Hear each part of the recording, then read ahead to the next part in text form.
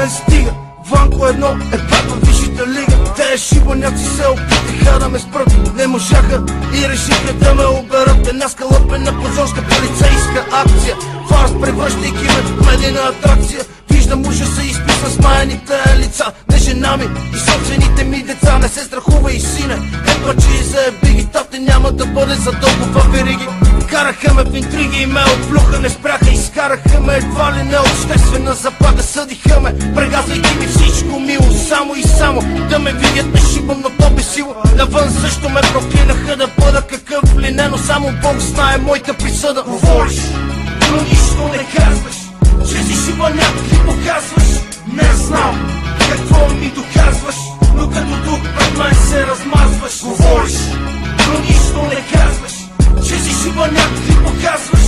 Не знам какво ми доказваш, но като тук пред мен се размазваш. Бях малки смел, играех и печелих, намерих пътя на живота си, но докато се целех във враговете си, пред мен изникна проблема. Самият аз се бях превърнал в мишена, завистта ги накара да ме мрази.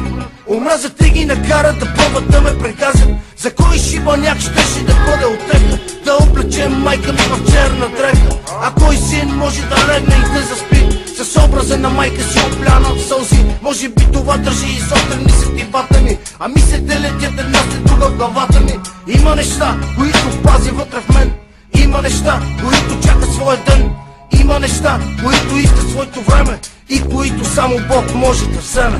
Говориш, но нищо не казваш, че си шибаняк и показваш. Не знам какво ми доказваш, но като тук пред мен се размазваш. Говориш, но нищо не казваш, че си шибаняк и показваш. Не знам какво ми доказваш, но като тук пред мен се размазваш. Мнозина ме проклинаха и отричаха, но не по-малко имаше, които ме обичаха. Колко млади хора искаха да бъдат като мен, един добре облечен бизнесмен. Работех, носейки на плещите си кръст, работа дефинирана от някой като мръсна. Вярвам, че хората се раждат добри, обстоятелствата ги правят лоши, но нали все пак някой трябва да върши тези неща. Винаги и навсякъде е било така.